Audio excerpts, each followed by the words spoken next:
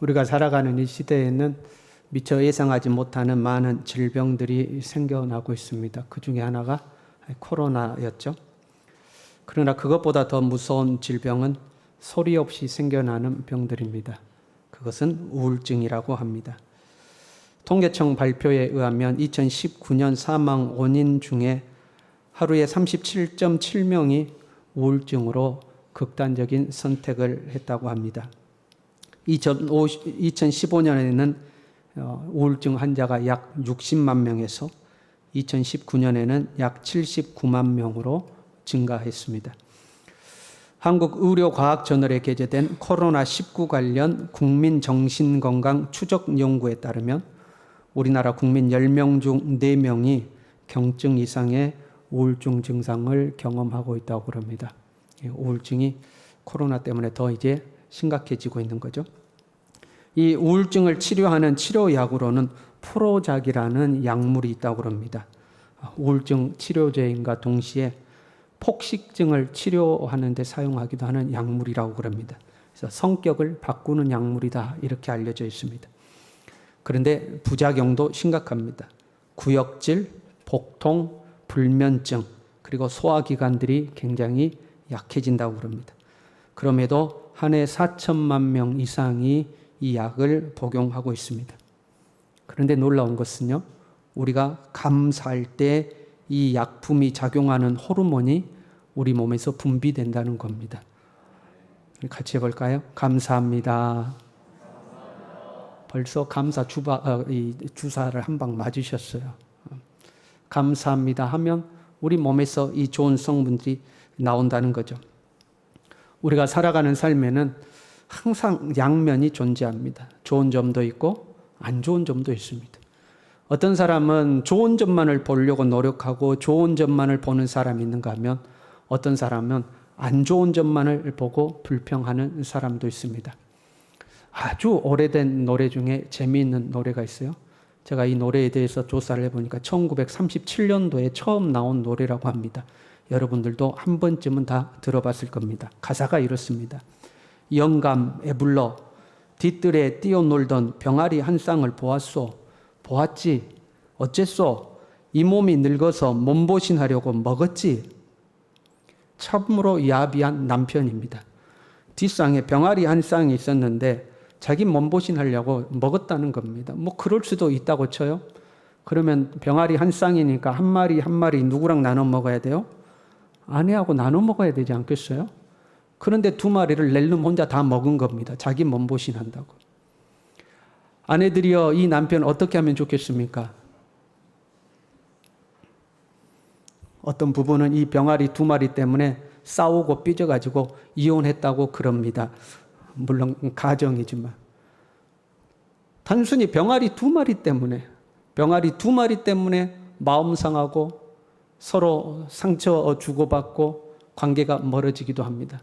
그런데 이 아내가요, 얼마나 좋은지 보세요. 그 다음 가사가 여러분 잘 알죠? 잘했군, 잘했어. 잘했군, 잘했어. 다시요. 잘했군, 잘했어. 잘했군, 잘했군, 잘했어. 5번이나 잘했대요. 잘했다는 거예요. 이 남편이 이 아내 데리고 가서 삼계탕 사줬겠어요? 안 사줬겠어요? 얼마나 이쁘겠어요, 이 아내가. 그런데 2절이 훨씬 재밌습니다. 2절은 여러분 잘 모르실 거예요. 제가 읽어드릴까요?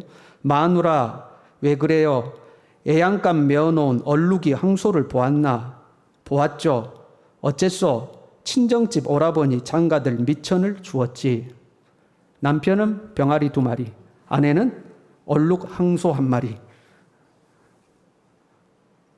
남편들이 이 아내 어떻게 하면 좋겠습니까? 항소 1마리면 그 옛날에 큰 재산 아닙니까? 그 재산을 처분하려면 남편하고 상의는 해야 되지 않겠습니까? 그것도 우리 본가에 필요해서 쓴 게 아니고 친정 오라버니 장가들 미천으로 줬다는 거예요. 여러분, 이 남편들이요, 이 아내 어떻게 하면 좋겠습니까? 우리 같이 따라해 볼까요? 잘했군, 잘했어.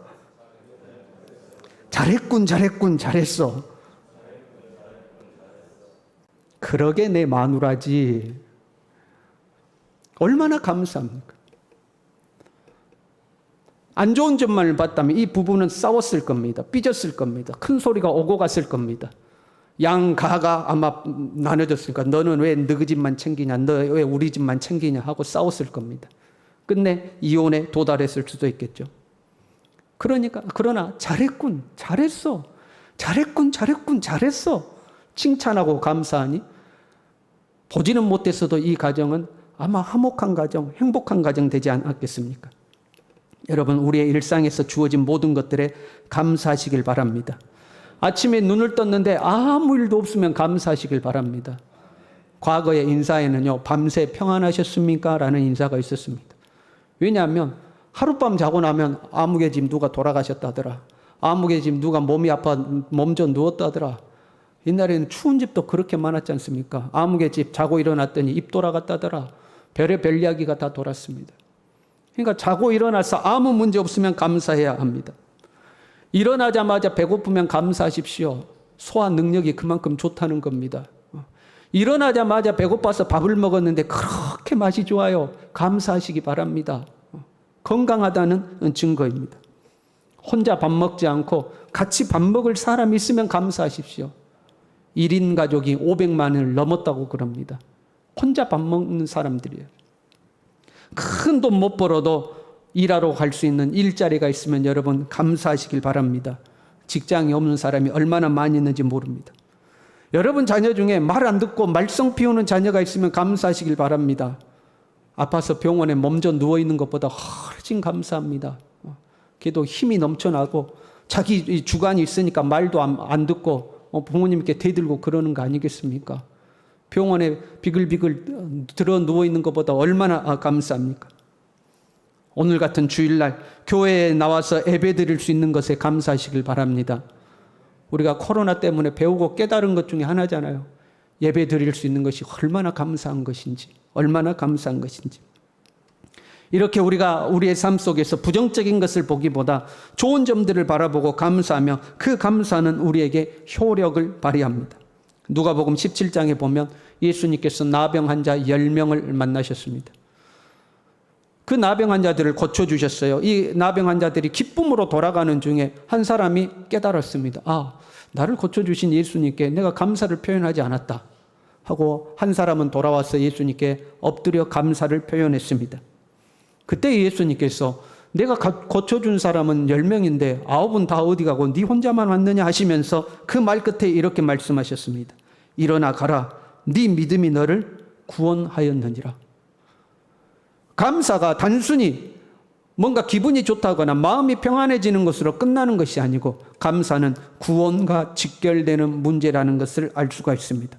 그리고 이 구원이라는 것은 우리가 죽어서 천국 가는 것, 우리의 영혼이 구원받는 것만을 의미하지는 않습니다. 성경에서 구원을 말할 때는 우리의 전인격을 의미하는 겁니다. 내 일상에서 어려운 문제를 당했는데 어려움에서 건짐받는 것, 질병에서 치유받는 것, 이런 모든 것도 구원이라고 표현하고 있습니다. 그러니까 정리해서 이야기하면 감사는 우리의 삶의 모든 문제에서부터 건져내는 능력이 있는 겁니다. 그래서 감사하며 살아야 하는 겁니다. 그런데 우리의 고민이 좀 있어요. 우리의 일상에서 일어나는 이런 일들에 대해서는 감사할 수 있다고 쳐봐요. 남편이 나 몰래 병아리 2마리 잡아먹은 거, 그거 감사할 수 있다고 쳐봐요. 아내가 내 몰래 송아지를 팔아다 오라버니 결혼 미천으로 줘버렸다, 그거 감사할 수 있다고 쳐봐요. 그러나 그 이상의 정말 감사하기 힘든 일들도 우리의 삶에는 있습니다. 감사해야 된다는 걸 알지만 감사가 안 되는 문제들도 존재합니다. 요즘 우리 순천 시내를 다니다 보면 프랑카드가 걸려있는 걸 봐요. 여순 사건 진상규명이 국회에서 법 통과됐다 하고 환영하는 프랑카드가 걸려있는 것을 보게 됩니다. 우리 순천 사람들은 여순 사건을 하면 떠오르는 인물이 한 분 있습니다. 손양원 목사님이죠. 손양원 목사님은 여순 사건 때 2 아들을 잃었습니다. 그러나 우리가 잘 아는 대로 2 아들을 잃고 나서 오히려 9가지 감사를 고백했습니다. 어떻게 그럴 수 있을까? 저는 딸이 3 있는데 만약에 저희 딸 중에 1명이라도 그런 일을 당했다, 저는 자신이 없습니다. 솔직히 정말 감사할 수 있을까? 지금으로서는 자신이 없습니다. 오히려 그러한 상황에 감사하는 것은 미련하고 바보 같은 것처럼 보입니다. 그 원수 같은 사람을 잡아다가 법정에 넘겨서 지엄한 법의 심판을 받게 하고 그 죄에 대한 대가를 치르게 해도 분노가 풀리지 않을 것 같습니다. 그런데 오히려 손양원 목사님은 자기 아들을 죽인 사람을 용서하고 양자를 삼고 하나님께 감사 예물을 바쳐가면서까지 9가지 감사의 제목을 이야기했습니다. 어떻게 그렇게 할 수 있을까 하는 겁니다. 누가복음 23장 34절에 보면요, 십자가의 몫을 박는 사람들을 향하여 예수님은 이렇게 기도했습니다. 아버지, 저들을 사하여 주옵소서. 자기들이 하는 것을 알지 못함이니이다. 어떻게 이럴 수 있을까? 예수님은 우리에게 이렇게 가르치셨죠. 너희 원수를 사랑하며 너희를 박해하는 자를 위하여 기도하라. 어떻게 이럴 수 있을까? 어떻게 이런 순간에도 나를 박해하는 내 원수를 두고도 내가 감사할 수 있으며 그를 사랑할 수 있으며 그를 위하여 기도할 수 있을까? 정말 가능할까 하는 겁니다. 우리가 잘 아는 말씀 중에 이런 말씀 있죠. 항상 기뻐하라. 쉬지 말고 기도하라. 범사에 감사하라. 우리가 좋아하는 말씀이잖아요. 항상 기뻐하라. 쉬지 말고 기도하라. 범사에 감사하라. 이 범사에 감사라는 말씀은, 이 범사라는 말은 모든 일에 그런 말입니다. 그리고 이 모든 일에는 좋은 일뿐만 아니라 나쁜 일도 포함되어 있습니다.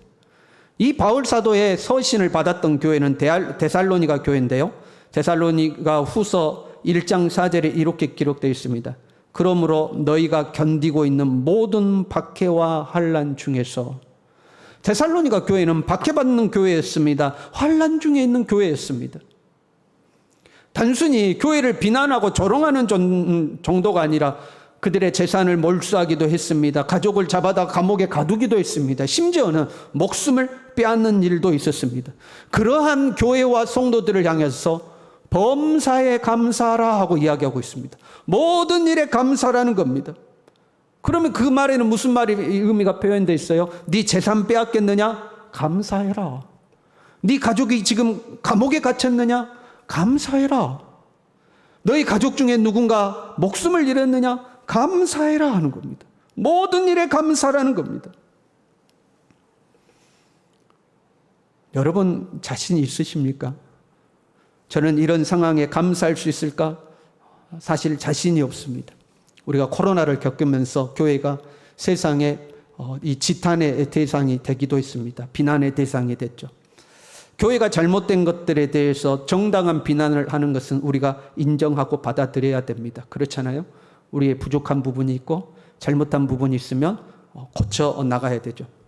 그러나 많은 사람들은 교회를 맹목적으로 비난합니다. 이유가 없이 비난하는 사람들도 많습니다. 타당한 근거도 없이 비난하는 사람들도 많이 있습니다. 그러면 그런 이야기를 들으면 말씀에 의하면 원수를 사랑하며 핍박하는 자들을 위하여 기도해야 되지 않겠습니까? 그들을 사랑하며 기도해 줘야 되지 않겠습니까? 모든 일에 감사라고 했으니까 감사해야 되지 않겠습니까? 그런데 제 마음속에는 분노가 일어납니다. 막 화가 나 죽겠어요. 어떻게 저런 말을 하는가? 화가 나요. 안 되더라 하는 겁니다. 하박국은 의문이 있었습니다. 불의한 자가 득세하고 의로운 자가 핍박을 받는데도 하나님이 침묵하고 계셨습니다. 하박국 1장 13절에 이렇게 고백합니다. 주께서는 눈이 정결하심으로 악을 참아 보지 못하시며 패역을 참아 보지 못하시거늘 어찌하여 거짓된 자들을 방관하시며 악인이 자기보다 의로운 사람을 삼키는데도 잠잠하시나이까? 하나님 도대체 뭐하고 계십니까? 의로운 자가 핍박받고 있지 않습니까? 악인들이 득세하고 있지 않습니까? 그런데 하나님 도대체 뭐하고 계십니까? 의문을 가지고 있었습니다. 우리는 2021년, 2020년도, 2021년도 특별히 어려운 시기를 보내고 있습니다. 현상 유지만 해도 잘하는 것이다 라고 이야기들 하더라고요.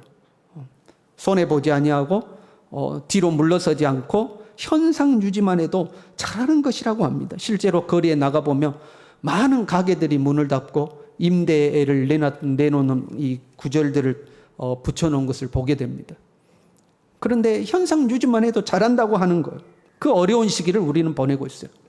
그럼에도 불구하고 우리는 나름대로 기대가 있습니다. 솔직히 다들 힘들어도 하나님이 나는 좀 축복해 주셨으면, 다 힘든 시기 보내고 있지만 특별히 하나님은 나 좀 챙겨줬으면, 그런 기대가 우리에게 있습니다. 그럼에도 불구하고 원하는 대로 잘 되지 않을 때가 있죠.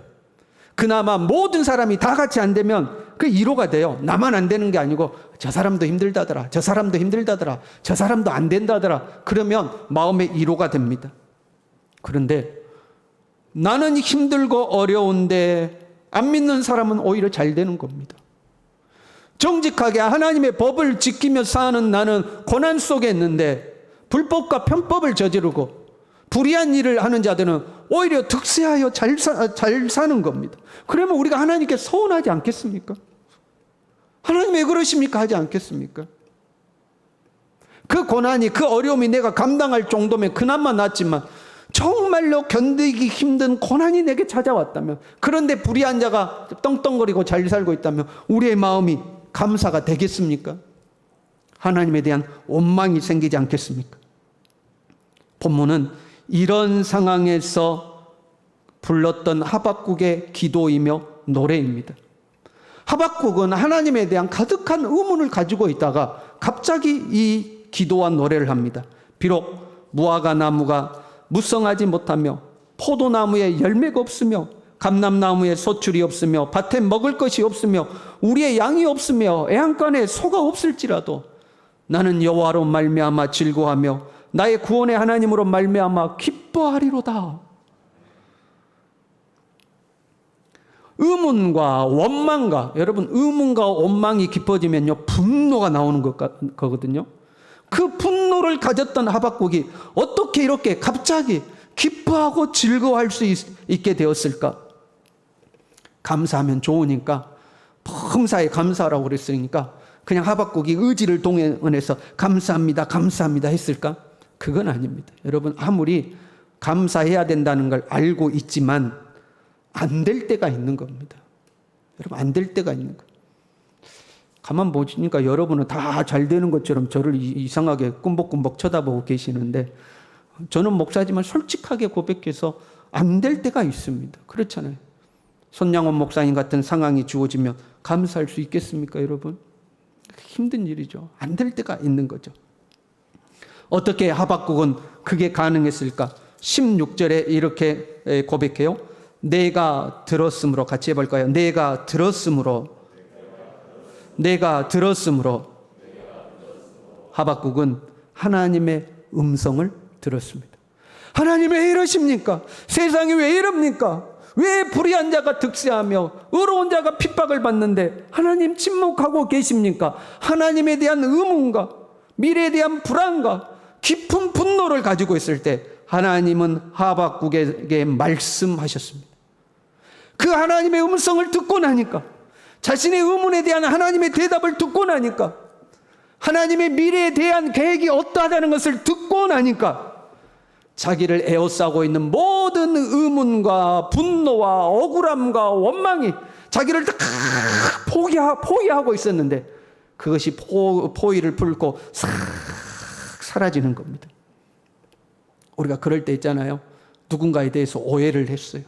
그래서 그 사람에 대한 오해를 가지고 미움과 그냥 실망함과 이런 걸 가지고 마음이 이제 꽁해가지고 있는데, 나중에 이야기 들어보니까 내가 잘못 생각하고 있었던 거예요. 그러면 그것들이 싹 없어지잖아요. 진실을 듣고 나면 싹 없어지잖아요. 하나님은 왜 이러시는지, 나의 삶은 왜 이러는지, 하나님 내 삶을 왜 이렇게 어렵게 만드시는지, 하나님에 대한 의문과 불평을 가지고 깊은 원망과 고민 속에 있다가 하나님께서 이런 문제에 대해서 이런 계획을 가지고 있다고 말씀하실 때, 그 하나님의 음성을 들을 때에 그 모든 것이 싹 없어지고 오히려 기뻐하고 즐거워하게 되는 겁니다. 여러분이 생일이 됐다고 한번 가정해봐요. 생일이 됐어요. 아내가 생일이 됐다고 해봐요. 생일을 잘 챙기는 사람도 있고 안 챙기는 사람도 있지만 생일이 중요하다고 한번 생각해 보자고요. 아침에 일어났습니다. 나름대로 이제 좀 기대가 있겠죠. 가족들이 말이라도 여보 생일 축하해 이야기한다거나 아니면 아이들이 엄마 생일 축하해 하기를 기대하고 있습니다. 그런데 이놈의 남편이 아침부터 생일인지도 알지도 못하고 짜증을 내고 화를 내고 얼토당토 않은 일로 신경질 부리고 출근한다고 가버렸어요. 큰애가 일어나더니 왜 일찍 안 깨웠냐고. 쥐가 빨리 일어나야지. 왜 일찍 안 깨웠냐고. 엄마는 뭐 하고 안 깨웠냐고 신경질 부리고 밥도 안 먹고 가버렸어요. 둘째는 입을 옷이 없다고. 엄마는 옷도 안 사놓고 도대체 뭐 했냐고. 난 뭐 입고 다니라고 옷을 준비도 안 해놓고 신경질 내다가 엄하게 셋째한테 화풀이를 했어요. 그거 학교 가버렸어요. 셋째는 둘째 언니한테 두들겨 맞고 엉엉 울고 불고 난리가 났어요. 우리 집 이야기가 아닙니다. 우리 집은 절대 이렇지 않아요. 지어낸 이야기예요. 지어낸 이야기예요. 울고 불고 학교 안 간다고 탈래가지고 간신히 학교 등교시켰어요. 오전이 좀 지나고 나니까 친정엄마한테 전화가 왔어요. 친정엄마한테 전화 와서 야 그래도 우리 엄마는 내 생일인 줄 안가 보다 했더니 전화가 왔고 야 돈 좀 있냐? 엄마가 돈이 없다. 돈 좀 보내라. 야 옆집 순이 집은 한 달에 용돈을 얼마 준다더라. 옆집 철수 집은 한 달에 용돈을 얼마 준다더라. 너는 용돈도 안 보내냐? 용돈 좀 보내라 하고 탁 끊었어요. 너무 화가 났어요. 오후 4시쯤 되니까 시어머니가 전화를 했어요. 야 그래도 우리 시어머니가 내 생일은 안 와보다 하고 전화를 받았더니 야 요즘 애기 아빠가 이렇게 살이 빠졌냐? 밥을 해서 미기는 거냐 안 미기는 거냐? 너만 살이 뚜룩뚜룩 찌고 우리 아들은 이 살이 쭉쭉 빠져갖고 썩었냐? 당장 장에 가가지고 여기 갈비 사와라 갈비. 나 오늘 저녁에 너희 집에 갈 테니까 갈비 사다 놔 그러는 거. 얼마나 속상하고 서럽고. 그래도 어쨌건 시어머니가 오겠다는데 그래가지고 늦은 오후에 장에 가가지고 갈비를 사가지고 털레 집으로 오는데 얼마나 서러운지. 캄캄한 집 문을 현관문을 열고 방에 그 현관 거실에 탁 들어가는 순간 불이 환하게 켜지더니 온 가족이 모여서 생일 축하합니다 하고 노래를 부르는 거예요. 온 가족이 짜고 이벤트를 한 거였어요. 아침부터 속상하게 다 만들어 놓고 그냥 밤에 짠 하고 나타나서 생일 축하합니다 하고 노래를 부르고 꽃갈 모자를 쓰고 폭죽을 터뜨리고 케이크 불을 불어 끄고 선물을 준비해서 선물을 주면서 사랑한다고 해주고. 감동이 돼요 안 돼요? 이 아내들 감동해요 안 해요? 와 감동도 안 하네.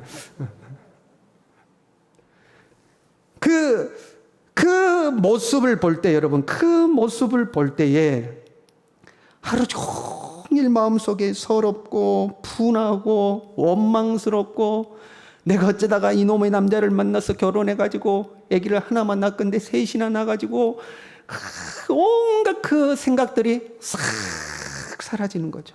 싹 사라지는 거죠. 그리고 마음속에 뭐가 생겨요? 감사한 마음이 생기는 거예요. 뭐가 감사해요? 이벤트 해준 게 감사해요? 가족들이 나를 사랑해 주는 게 감사해요? 가족들이 나를 사랑해 준다는 것에 감사하게 되는 거예요. 모든 것이 싹 사라지는 거예요. 우리가 알지 못할 때는 원망과 불평이 나오기도 합니다. 그 원망과 불평이 분노가 되기도 합니다. 하나님 도대체 내 삶에 왜 이러십니까? 하나님 내 기도에 응답하지 않습니까? 하나님 왜 나를 돕지 않고 축복하지 않습니까? 하나님 내 삶에 왜 이렇게 힘듭니까? 그러다가 하나님의 계획을 알게 되면 나를 향한 그 크신 계획을 가지고 계시다는 것을 알게 되면 아 하나님이 이래서 내 삶에 이렇게 역사하셨구나 깨닫게 되는 겁니다. 그러면 모든 원망과 불평이 사라지는 거죠. 그리고 누가 보여요? 나를 사랑하시는 하나님이 보이는 겁니다. 무화과 나무에 열매가 없고 포도나무에 이가 무성하지 못하고 감람나무에 소출이 없어도 내 수입이 적어도 지금 내 삶이 힘들고 어려울지라도 나를 사랑하사 자기의 몸을 아낌없이 내어주신 예수 그리스도의 그 사랑을 볼 때에 감사할 수 있고 기뻐할 수 있고 즐거워할 수 있게 되는 겁니다. 하나님은 우리를 사랑하십니다. 다른 말이 사실은 필요 없어요. 하나님은 우리를 사랑하십니다. 하나님은 우리를 사랑하십니다. 이 하나님은 우리를 향한 계획을 가지고 계시는 분입니다. 하나님은 즉흥적으로 일하시는 분이 아닙니다. 대책 없이 일을 저지르는 분도 아닙니다. 일 생기면 나 몰라라 하고 도망가시는 분도 아닙니다. 그 문제를 감당할 수 없어서 잠수 타시는 분도 아닙니다. 하나님은 분명한 계획을 가지고 계시고 그 하나님의 계획은 한치의 오차도 없으며 일을 행하시는 여호와 그 일을 지어 성취하시는 여호와께서는 우리를 향한 계획을 한 걸음 한 걸음 완성해 가시는 하나님이십니다. 그 하나님을 바라볼 때에 우리는 기뻐하고 즐거워할 수 있는 겁니다. 비록 지금의 내 삶이 내가 원하는 대로 이루어지지 않는다 할지라도 여러분 믿음의 눈을 열어 하나님을 바라보시길 바랍니다. 하박국이 하나님의 소리를 듣고 기뻐하고 즐거워했던 것처럼 우리는 믿음의 눈을 열어서 살아계신 하나님, 나를 사랑하시는 하나님, 내 인생을 이끌어 가시는 하나님을 바라보고 기뻐하고 즐거워하는 겁니다. 2021년 여러분 전반기 어떻게 살아왔습니까? 어떻게 살고 있습니까? 어떤 짐을 짊어지고 가고 있습니까? 원하는 결과가 나오지 않아서 혹시 속상한 일이 있지는 않습니까? 아무리 생각해도 막막한 미래 때문에 불안해하고 있지는 않습니까? 그때에 눈을 들어 하나님을 보시길 바랍니다. 우리에게는 하나님이 있잖아요. 나를 사랑하는 하나님이 있잖아요. 하나님은 분명한 계획을 가지고 계실 겁니다. 그리고 그 계획을 이루어 가실 것입니다. 이 하나님으로 기뻐하고 즐거워하는 우리의 삶이 될 수 있기를 바랍니다. 함께 찬양하겠습니다.